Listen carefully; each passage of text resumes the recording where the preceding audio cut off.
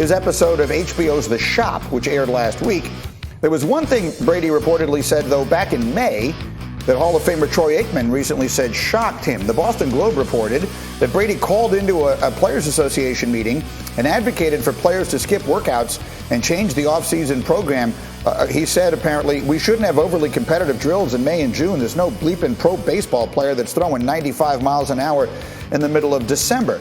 So Troy Aikman was on the Ringer's Flying Coach podcast, said he was initially shocked to hear that, but then after thinking about it some more, he said, quote, I realize that's the greatness of Tom Brady, because I can assure you he's not taking those days off, and that team is not taking those days off, and so he views it as a total competitive advantage. Which leads me to say this, Damien Woody, about your former teammate, Tom Brady.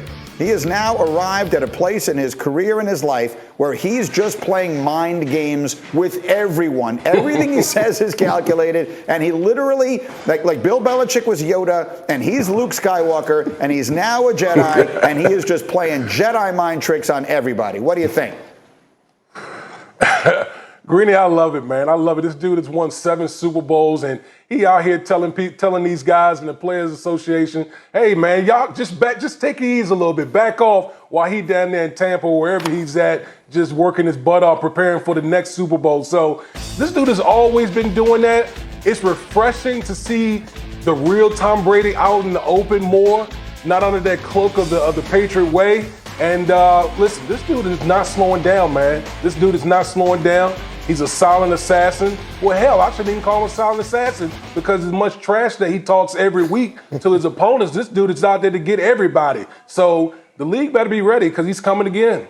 Yes, he's now a noisy assassin. And so, Chris, it's fast.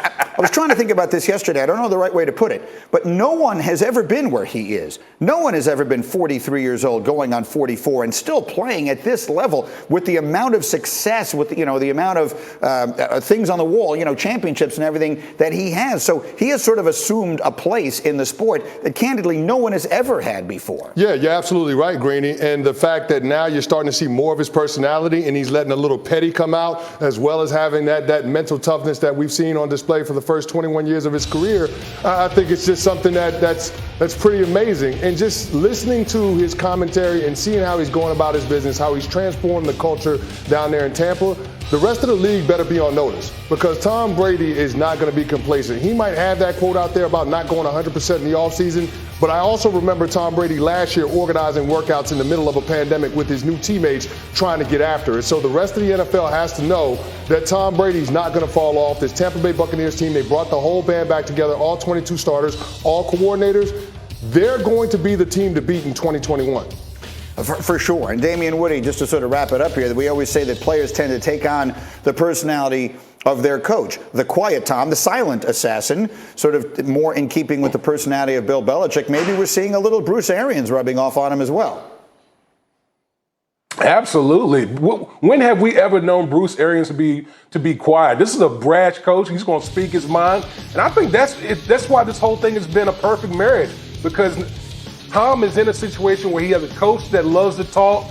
He talks it up with Tom. He doesn't have a problem reprimanding Tom, and Tom is out here living his best life, saying whatever the hell he wants to say. Bring more of it. I want more. We need more of that. I need more of that content in my vein. I like it too, but you're not going to like this. My Islander fan friend, avert your eyes, because let me take you to Game 2 in Tampa of the Stanley Cup Finals. Canadiens and the Lightning, with the Lightning up 1-0 entering. Second period were scoreless, but not for long. Tyler Johnson is going to send one off the boards to Anthony Cirelli.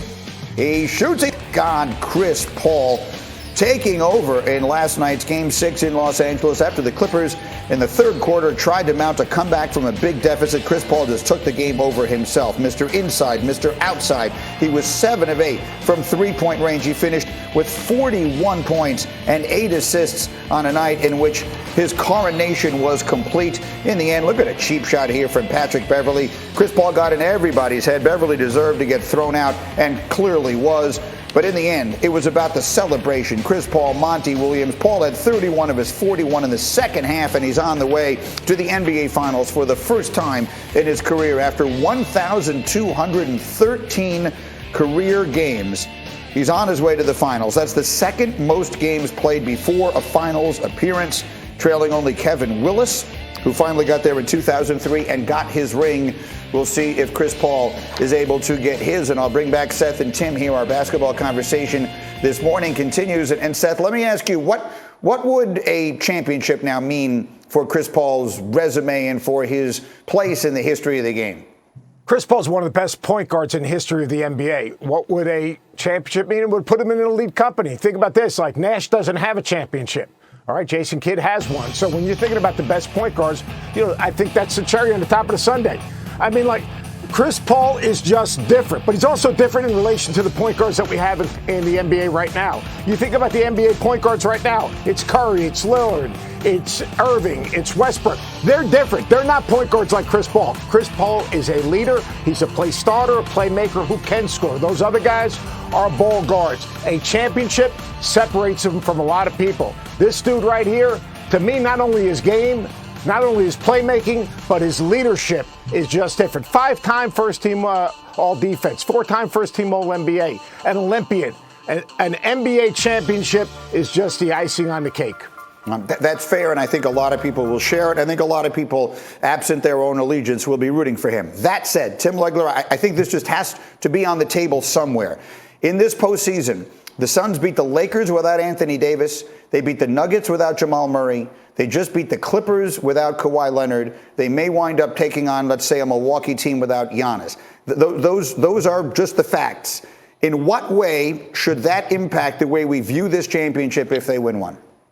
Well, we have to be realistic about it, right? And you have to say to yourself, if those guys are healthy, the landscape looks different in the NBA. You look at the Suns and look at their path and the way it's been cleared out. For me, if Jamal Murray stays healthy, and they made that Aaron Gordon trade, I'm making the Denver Nuggets the favorite.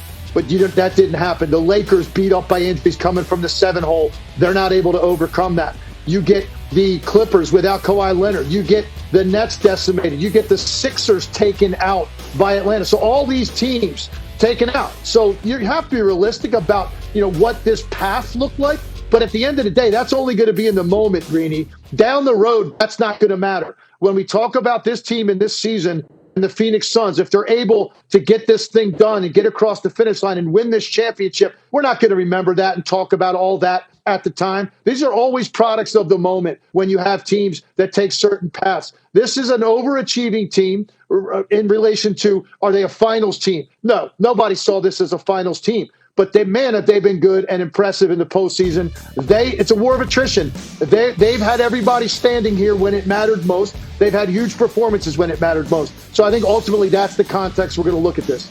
Yeah, I'm looking at some quotes here, Seth, from Paul George last night, who was asked about having to play without Kawhi. And he said if Kawhi was here, quote, we'd be going on. This series would be a lot different. Talk about one of the best players in the league being out, yet we were inches away from getting to the next round. That's going to be really the interesting piece of this. What is the right thing to say about the path that they got?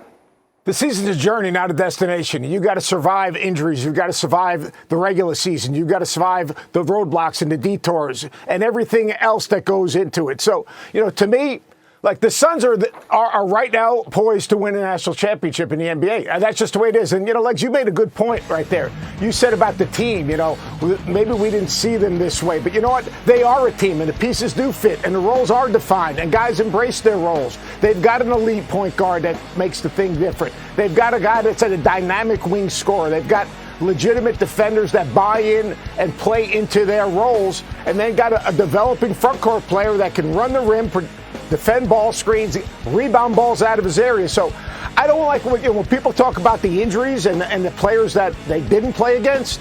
Here's the deal. This is the team that has arrived, and this team is legit. The pieces fit. Quite honestly, I think right now, without a doubt, they're the best team that's standing, and I'm not surprised. I wouldn't be surprised if they would be standing if all those other teams were healthy. Actually, they might be a year ahead of schedule, right? Exactly. If you look at it, Tim, you look at it, DeAndre Ayton and Devin Booker, two young players who look or are coming into their own and look like they could be an extraordinary duo going on with Chris Paul at the age of 36. I mean, I just like the way they check every box. It's a backcourt-driven league. They've got 2 stars in the backcourt. They've got a young big man that really came into his own. His rebounding was an incredible force in this series. And then there are other guys that do both things, defend and they can shoot threes. Crowder and Bridges at the top of the list. They've got guys coming off the bench that come in and contribute. Monty Williams has an incredible connection to this roster. It's obvious. They care about each other. They care about him. That goes a long way in coaching. When you care about each other and you enjoy the process, you like going into the locker room every day with the guys next to you. You like running out of the tunnel onto the floor every night with the guys next to you. That does matter. They clearly have captured that here. And if they can add another piece, another guy that can get his own shot to come off the bench, yeah, Phoenix Suns are legit. I love the fact that they check every box you want in terms of personnel. All right, so we'll leave that there for the moment. Much more that we will do on this, guys. Stay close by as Chris Paul is on his way.